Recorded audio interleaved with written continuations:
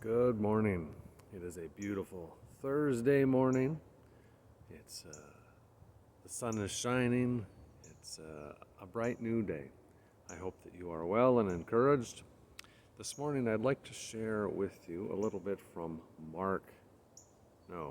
Matthew chapter 15. And I'm just going to paraphrase an episode there in the life of Christ.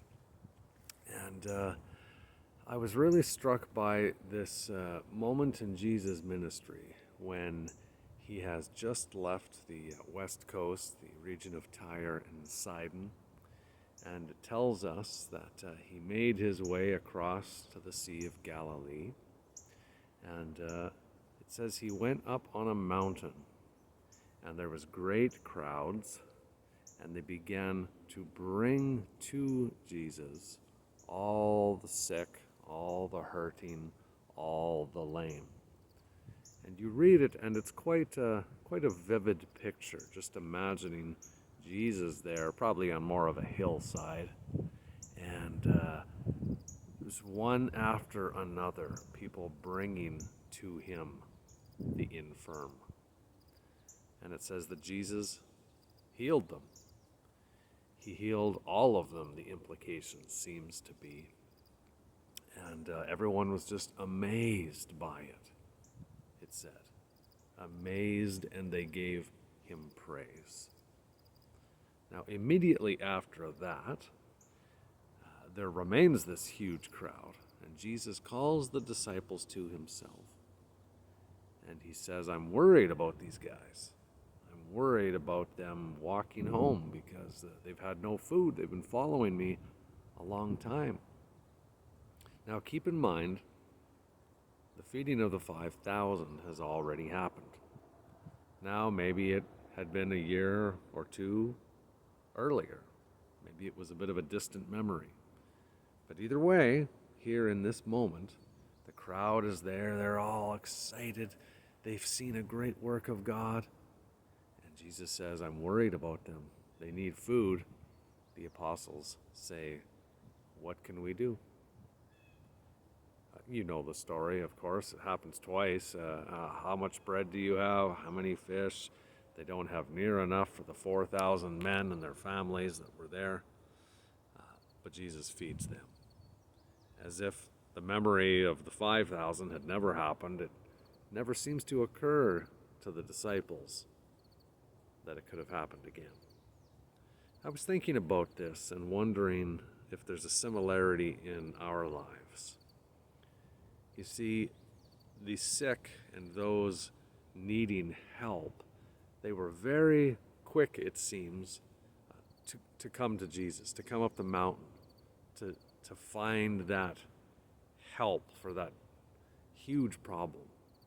And they received it. They got healing. But then when it came to the matter of daily nourishment, it didn't occur to them that this same God who had done the same man on the hill there, who we know, the Son of God, it didn't occur to them what more he could do. And I think of my own life. I think of how spiritually it's like we come to the mountain and we receive the gift of eternal hope. And it's so easy. We go to him, we bow our knee, we say a prayer, and we trust that, yes, now we are eternally secure. Now we are healed from that sin problem anyway. But then we go about our lives. And I wonder, is it for us similar that whereas it had been so easy to come to the mountain of salvation, do we struggle on a day-to-day basis to trust him for our daily needs? Not necessarily that we're going hungry as they were in his day, but struggling to see how is it that this Lord of ours provides for us now that we're off the mountain, now that we're in the busyness of life, the start of a new day. How does the Lord provide for me now? Is it hard for us to see? Well, I was also reading Psalm 73 this morning, and I would encourage you to read that. I'm not going to read the whole thing for you. But in that psalm, there again, the writer admits at the beginning to feeling a bitterness. He looks around and he sees the wealthy, thriving, and seeming without any issues in life, and he wonders, why am I struggling? But then he says, I went to the sanctuary of God, and he helped me understand. And he writes about how after that moment he sees God as his refuge and his strength, his provider, and he trusts in him. And so we know that we are provided for day to day. And my encouragement for myself, as I've been reading this, is simply to remember the faithfulness of God, to remember his goodness, to trust that he is with me as he said he is. And yes, as the psalmist did, to go to the sanctuary, to seek his face. In that psalm, he speaks of his desire for the Lord as being greater than any other desire. And so this morning, that God of salvation whom you have sought out, and you went up that mountain and you received the gift of life, we praise him for it.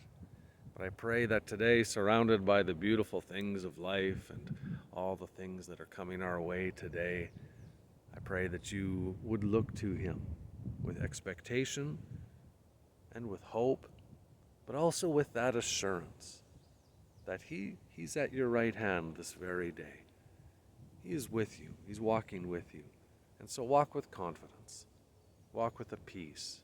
Walk with an assurance that at every step he is your God. He is your Lord. He loves you. And he's there to be with you at every step today. So as you take those steps, have a wonderful Thursday. God bless you. God be with you. We'll see you Sunday.